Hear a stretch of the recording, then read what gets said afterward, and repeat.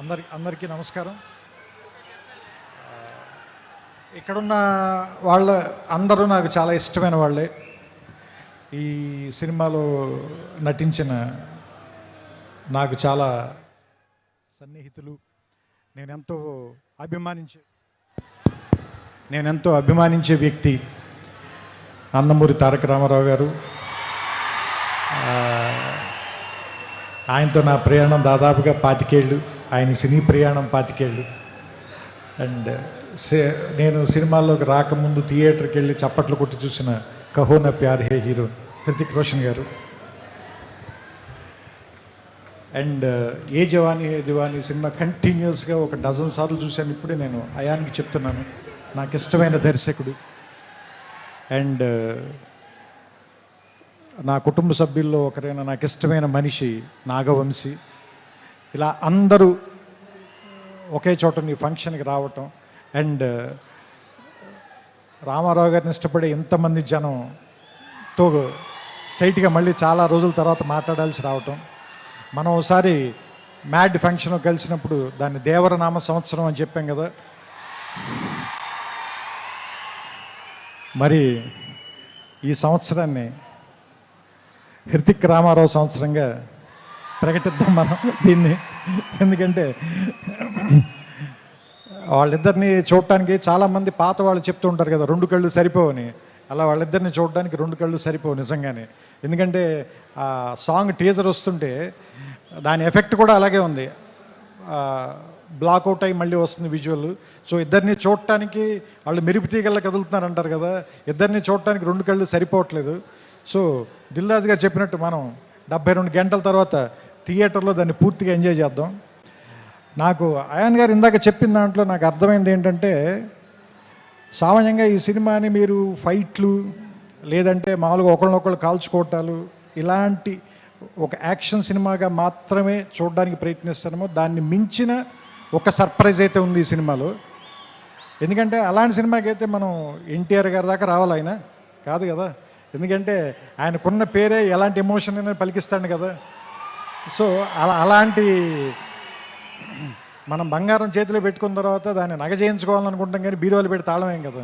So so so silver స్క్రీన్కి ఇవన్నీ తెచ్చేవాడు కాబట్టి అలాంటి వాడిని పెట్టుకున్నప్పుడు ఎలా వాడాలో తెలిసిన వాడే, పనివాడే, మావాడు, మా గట్టివాడే అనిపించింది నాకు.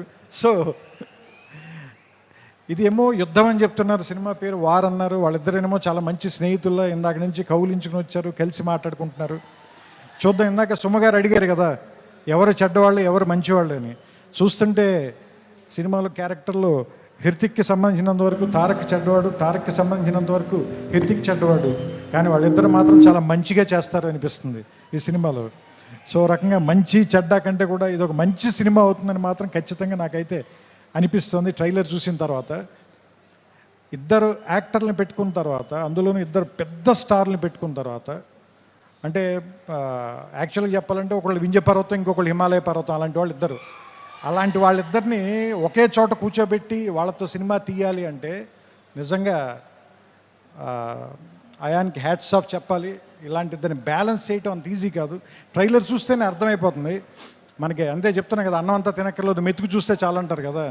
ట్రైలర్ చూస్తే తెలిసిపోతుంది మనకి. 2 నిమిషాలు చాలు, 2 గంటలు ఎలా ఉంటుందో మనకు అర్థమవుతుంది, రాబోయే 2 గంటలు ఎలా ఉంటాయనేది. సో వినాయక చవితికి, ఎందుకంటే మహారాష్ట్రలో కూడా గణేష్ బప్పని చాలా ప్రేమిస్తారు కాబట్టి ఈ వినాయక చవితికి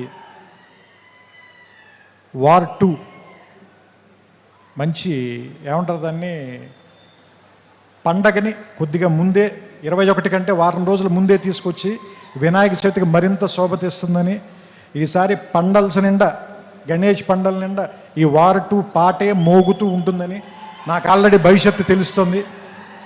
మీ అందరూ కూడా దాన్ని చూస్తారు, వింటారు, ఆనందిస్తారు.